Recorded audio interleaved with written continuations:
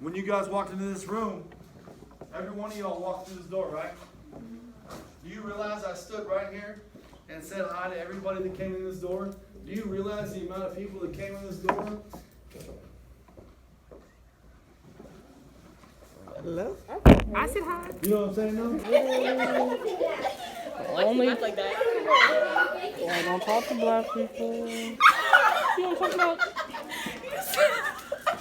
Nothing's even. Just see those sleigh bells jingling, ring, tingle, tingling. I'm on the lovely weather for a sleigh ride together with you. Besides, snow is falling and friends are calling. I was good on my own, that's the way it was. That's the way it was. You was good on the low for a favor. I'm so faded love. Shit, what the fuck you complaining for? Feeling jaded up. Used to trip off that shit I was kicking to you. Had some fun on the run, though I give it to you. But baby, don't get it twisted. You was just another nigga on the hit list. Tryna fix any issues with a bad bitch. Didn't they tell you that I was a savage? Fuck the white horse and a carriage. But you never could imagine. Never said you could have it. You need him.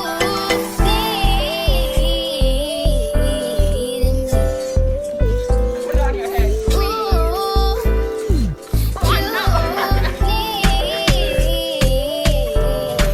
Trying to get somebody to sell me one.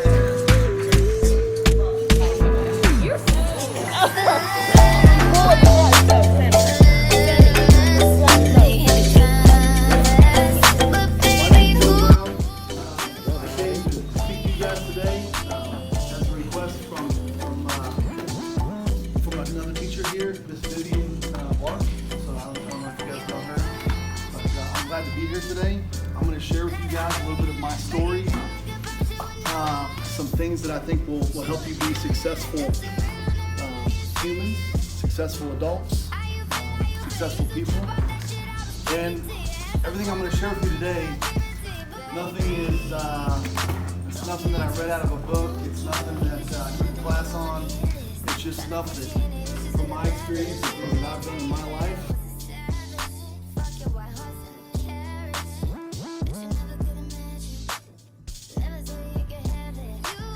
Changing my life, I think, as a young man. And we don't know because we don't know the other direction of where that would have went.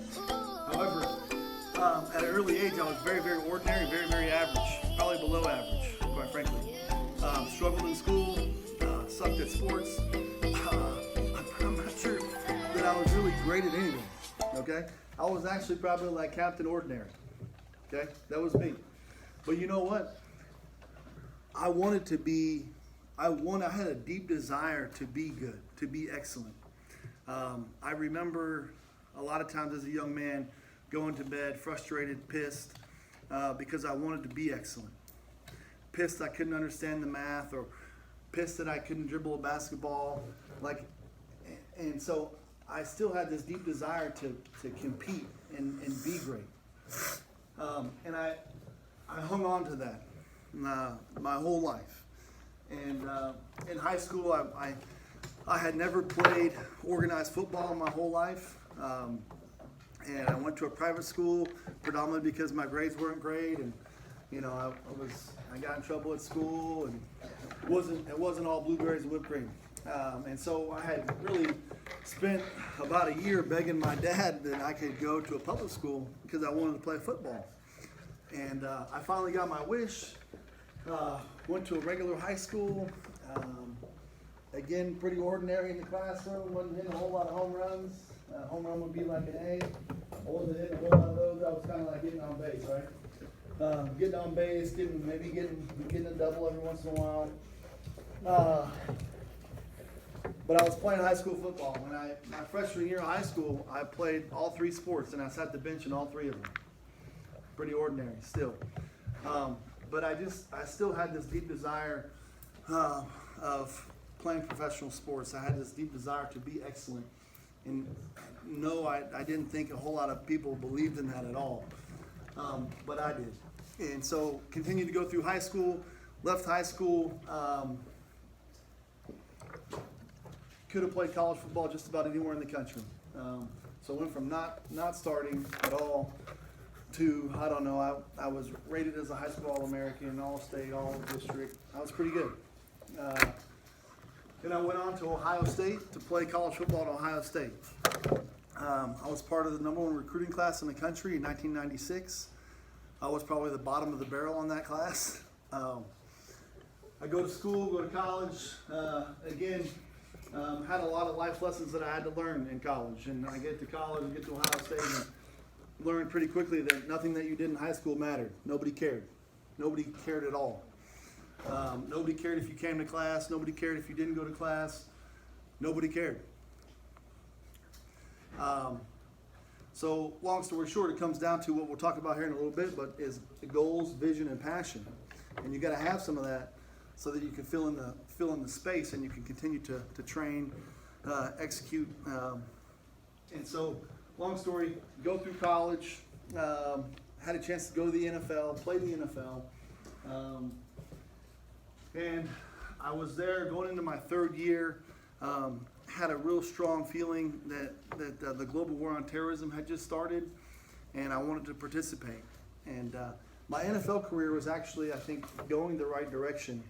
And to this day, I still think I could have played a long time in the NFL. But I decided to go a different route, and so I joined the Army, joined a Special Operations Unit, did 4 years in that unit. On August 1st, 2007, my life changed. August 1st, 2007, about midnight, 1 o'clock in the morning, we got called out to help another unit that was in trouble. A lot of details in between there. Long story, I was conducting an airstrike and coordinating that whole process. I fell through a 3rd-story stair shaft in a building and woke up in a hospital bed and couldn't talk and couldn't walk. Okay, my first thing that I remember from the night I was injured was laying in the bed and the nurse in Germany asking me, "Hey, Sergeant Brown, you've been injured in combat. Could you tell us who these actors are, these famous actors?" And I remember wanting to tell her, "Lady, you're asking the wrong dude about actors, because I pretty much suck at knowing who actors are. Like, I'm just not there. I could tell you like who maybe Denzel Washington is, maybe, but anyways, that was a terrible moment in my life. That I feel like a lot of my life prior to that prepared me for that moment and how I was going to respond and react to that. So here I lay in a hospital bed. That's another huge piece of this. And you see this sometimes in families. You see it in families and you see it in like Fortune 500 companies where exceptional folks are pulling people in their family to be more, to do more. Okay? You see this on great football teams, basketball teams. Okay? You see this in great companies today. You see it in civic organizations that are efficient and effective. They're doing this. Okay? Next slide. So hey, real quick, this is some stuff that I feel like, and again, I told you this when I started speaking this morning. If you can learn these 6 things, you'll have a chance of being, I think, efficient and productive in your life. Okay? Goals, leadership, attitude, passion, accountability, and learning how to be contagiously calm. All right? Next slide. Community, I saw the most incredible experience, seeing and living and experiencing selflessness every day. It was incredible. I wish I would have learned that at a younger age. It's hard to find. Again, it can be developed, and it's engaged. Leadership in a home, leadership at a school, leadership in a Fortune 500 company, leadership in a civic organization in the community. If they're anything, they're this. They're engaged. They know what the frick's going on. Right? They know what's going on. They know what's going on. Trust me. Attitude. Wow. That's big. And I can see some of that in here today. When you guys walked into this room, every one of y'all walked through this door, right?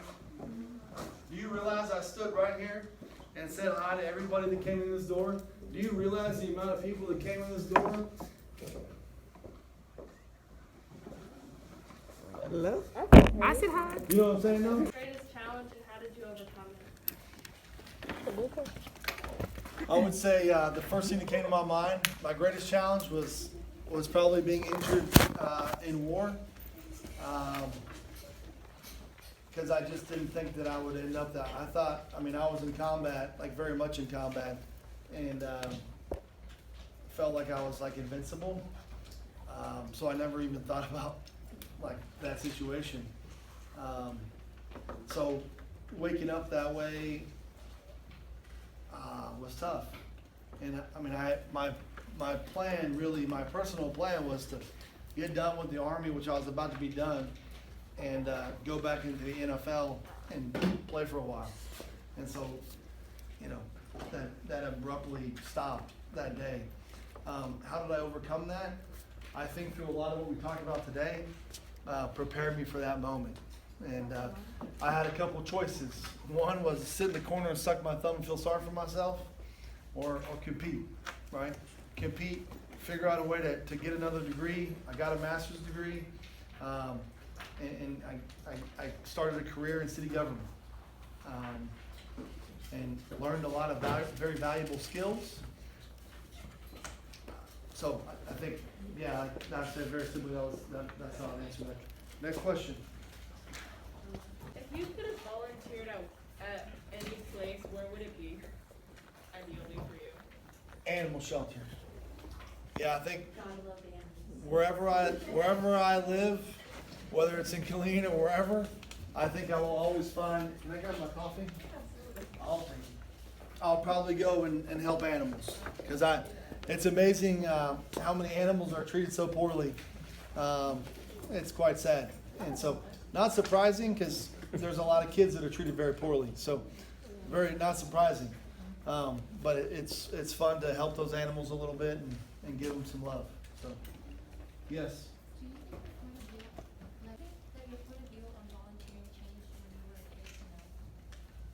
100%. Great question. So, do I think my perspective on volunteering changed from a young kid to today? Yeah, because I didn't volunteer when I was a kid. It was all about me. All I cared about was myself.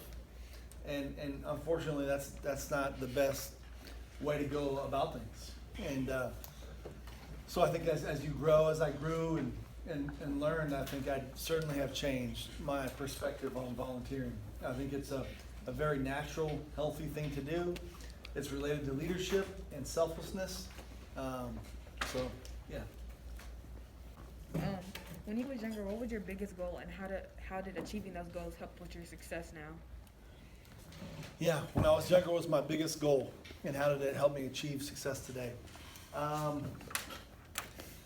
would say playing professional sports. At a young age, I wanted to play college sports. I wanted to play professional sports. So making it to that level, signing a professional contract, was pretty cool. And I think that pursuit of excellence has stayed with me the rest of my life. Again, I'm not perfect. I've made mistakes. But at the end of the day, you always pursue excellence. You always try to do your very best in all that you do. And so I think all those years of competing, playing sports, really transitioned into being a dad and being a husband and my job. So. What advice would you give your younger self? Can you stand up and speak loudly? Other people got it. What advice would you give your younger self, like when you were like 10? It's a great question. What advice would I give my younger self?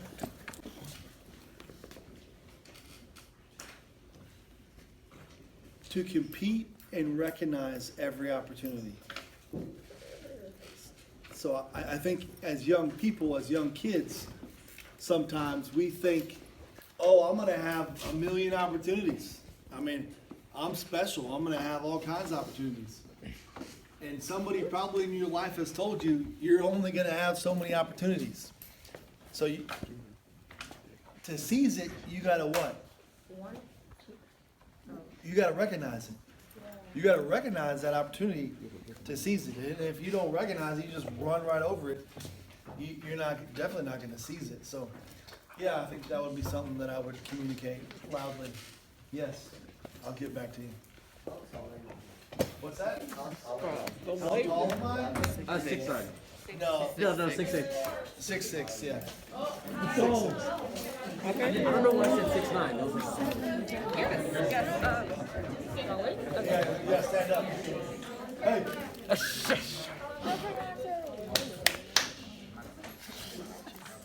Go ahead. How did you change your mindset from selfish to selfless? What was the last part? How did you change your mindset from selfish to selfless?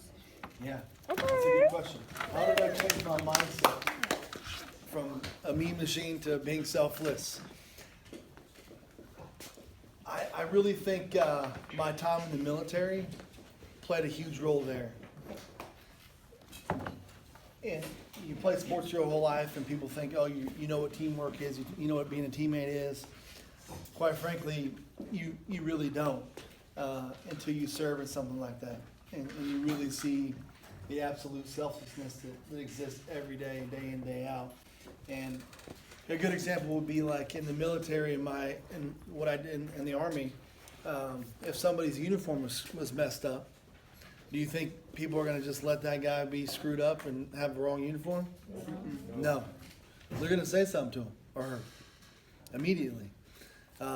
When I was playing college football at Ohio State, do you think if I knew what time the position meeting was, but not everybody else knew, maybe I wouldn't say something, so they would be late, and it would reflect poorly on them.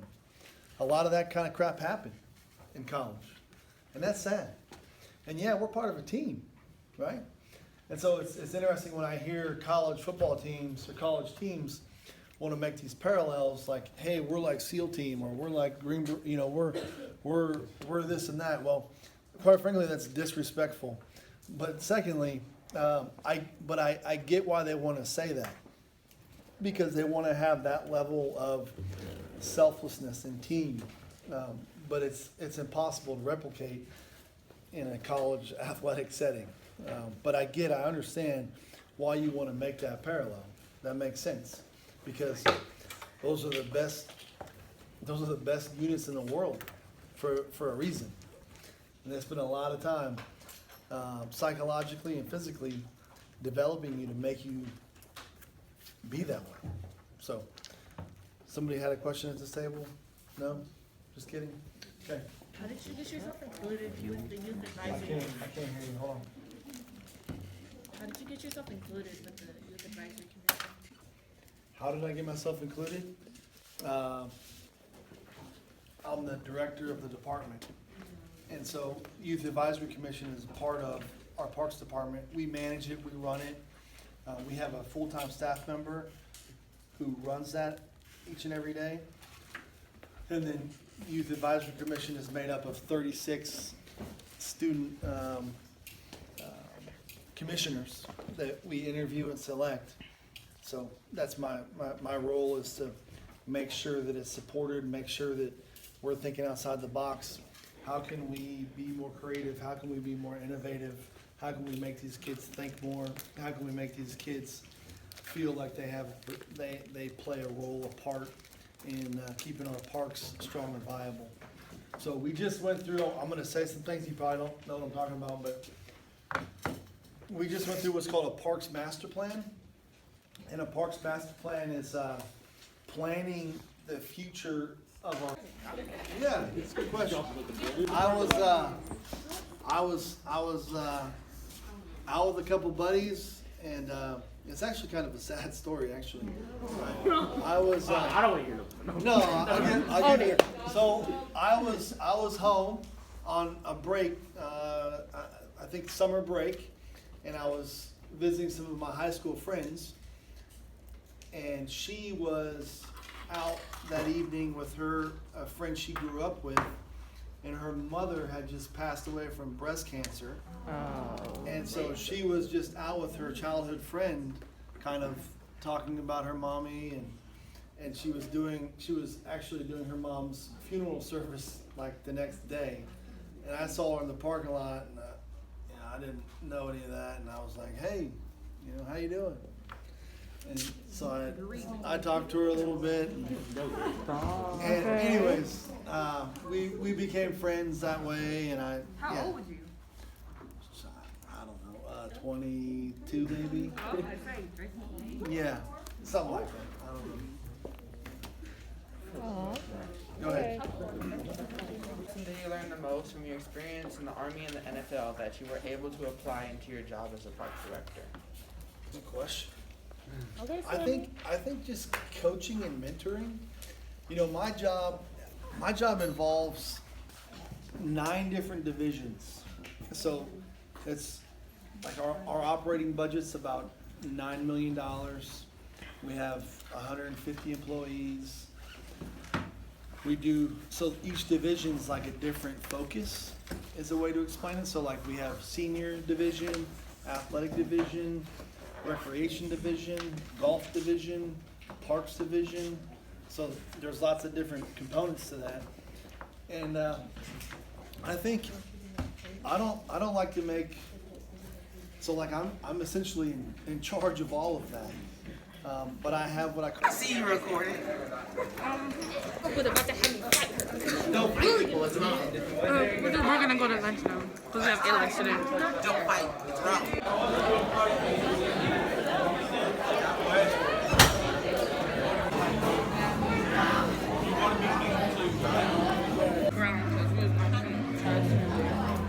I play that song as soon as I come up with this. Because of my Taking pictures of me without my consent? You're trying to get both? Exactly. I'm not file report. You don't get in trouble. If you never done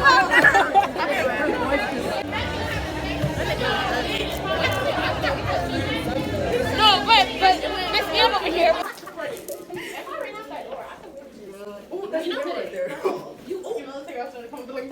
Down with the niggers. This is why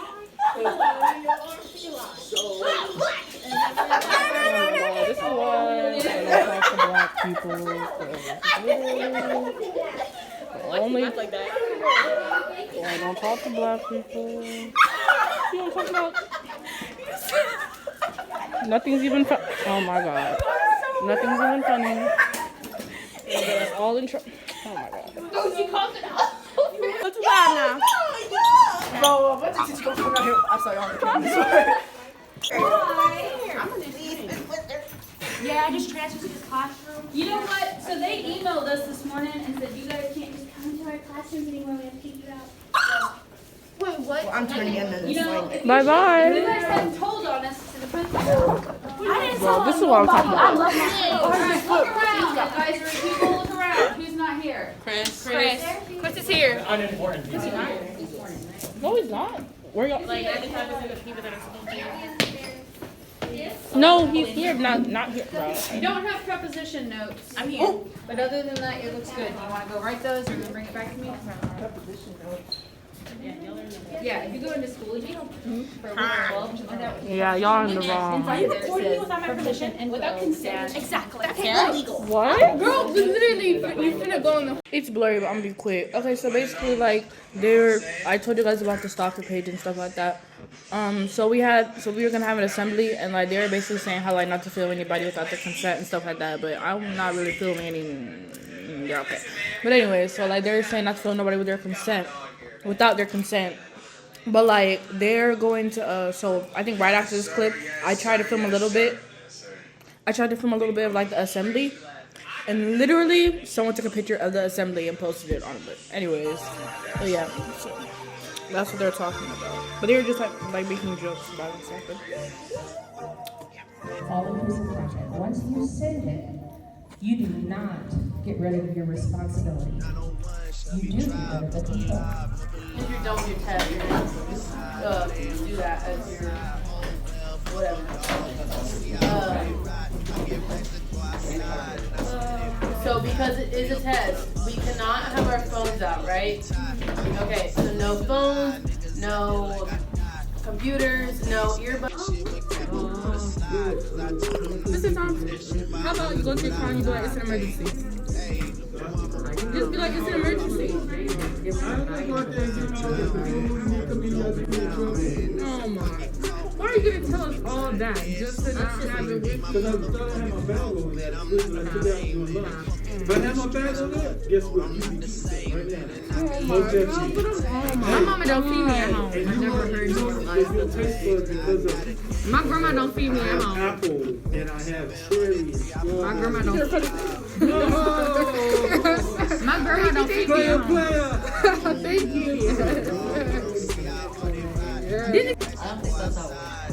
I got a question. Why? You try to figure out how much money I got? Oh, most people who substitute, yeah, we might wait a second. Most people that substitute are retired. Or if you see a lot of women that's substituting, their husband is the breadwinner in the house, and they just doing something like part-time. So substituting is the only purpose for substituting is so you can do what you want to do. I want to be a truck driver. Nobody, if I want to walk out of here right now, I can walk out. Nobody can do nothing to me. Nothing. So if I can get up and walk out of here, They're just gonna get Oh, you another going to person. jail. They're just gonna get another person. Yeah, they have to get another person to do it. so technically, you couldn't get fired. No, we can't get fired. I mean, they can tell us, we don't need you no more, and you have to come out of the program. But most of us are retired. We already have money coming in. You understand what I'm saying? This money here is basically for buying chips or something. You was in the military before?